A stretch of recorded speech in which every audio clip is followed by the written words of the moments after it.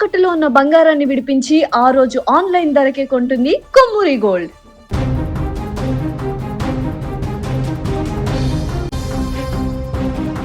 ఢిల్లీ పీఠం కదిలి వచ్చి స్నేహానికి నిదర్శనంగా నిలిచింది. అవును, ఇది పవన్ కళ్యాణ్ రేంజ్.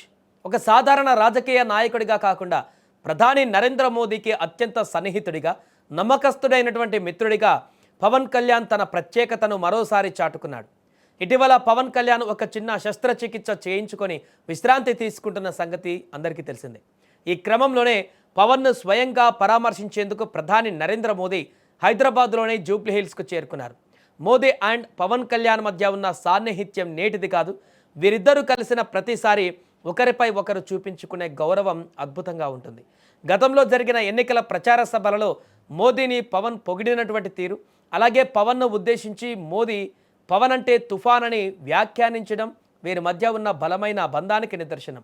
మోదీ ఎప్పుడు ఆంధ్రప్రదేశ్ లేదా తెలంగాణకు వచ్చినా పవన్ను ప్రత్యేకంగా పిలిచి మాట్లాడడం మనం చూస్తూనే ఉన్నాం.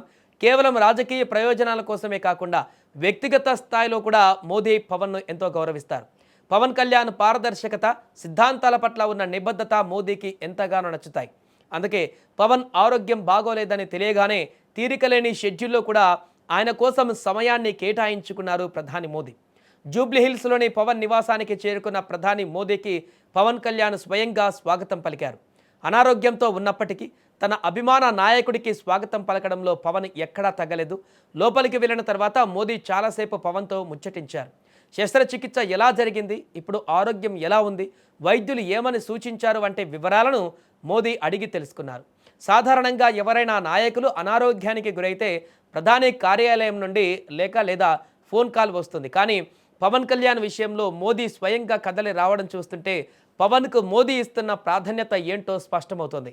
పవన్ పరామర్శ తర్వాత మోదీ ఏపీ ముఖ్యమంత్రి చంద్రబాబు ఇంటికి కూడా వెళ్ళారు. అక్కడ కూడా చంద్రబాబును కాసేపు మాట్లాడిన తర్వాత అక్కడ కూడా మాట్లాడుకున్న తర్వాత మరల తన కార్యక్రమాలకి బయలుదేరారు ప్రధాని మోదీ.